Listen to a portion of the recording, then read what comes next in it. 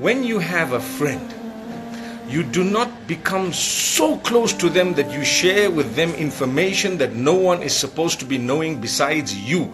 Because one day when you break up, they will really have too much of information about you. They will basically hold you at ransom. You need to know this. So therefore, it is a narration of the Prophet ﷺ. Some of the scholars say it may have stopped at the Sahaba, at the Sahabi. Some take it right to Muhammad ﷺ. But however, it is brilliant advice. Stating that when you love someone, love them in moderation, which means you need to know the limits. You know, one day you may not be friends again. One day they may be your enemy. And the same applies when you dislike someone.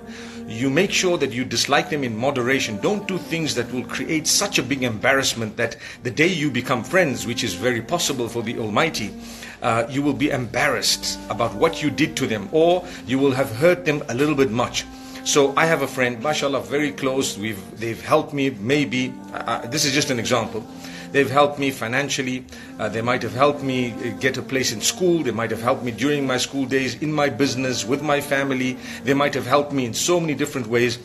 Does it mean that I must lower my guard, tell them every detail about my life, where I've sinned, how I've sinned? Remember, my brothers and sisters, when you share your sins with others, it's actually another sin.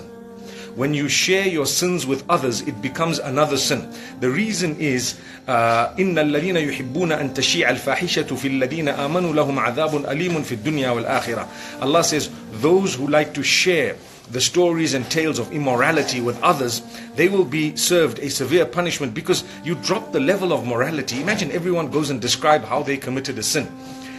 If you're teaching someone a lesson and you're saying, you know, we're all sinful people, we've all done things that we're not happy about, we're not proud of, you know, we've changed. Recently I watched a clip on Brother Mike Tyson. I'm sure you guys would know who Brother Mike Tyson is. And there was an interview where someone who was asking him the questions, the interviewer, was actually asking him about something way back. And he said, hey, listen, that was when I was 19, 20. I don't know what your aim is in asking me these questions, where you want this interview to go. But now I'm 43, and this was like 10 years ago. He says, now I'm 43, and I really don't want to be the person I was. It's past, it's long, we've all changed. You've changed, I've changed. And wallahi, that's a fact. When we're young, sometimes we do things. As you grow older, you mature, you become a better person, you become more tolerant, you have your own children, you become a patient person.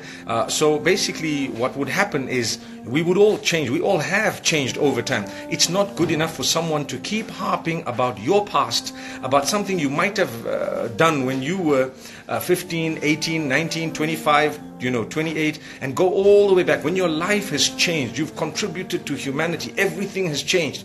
You've contributed in a positive way to society, to your family, you've become a beautiful person. The people around you actually love you as you are today, not as you were before. Don't let your past bog you down, but we should never bog people down based on their past.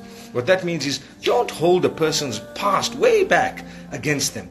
Now let's go back to what we were saying. So if, for example, you have something that you had done in the past that was not good, and you shared it with your friends, one day when you're no longer a friend of that person, and that can happen, it has happened to almost all of us, where you've got a bosom buddy, a person who's very close to you, Allah takes them away to show you that the one who you're supposed to be the closest to is the Almighty. He alone will not let you down. The rest of the people can let you down. So when you get too close to people, sometimes the Almighty puts a crack there to say, hey, you got to know where your allegiance lies. Each one is for himself in the hereafter.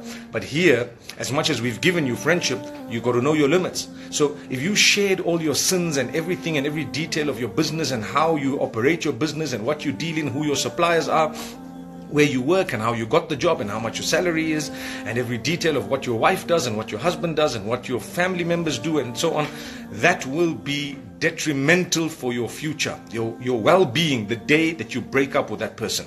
I promise you, it is a powerful piece of advice.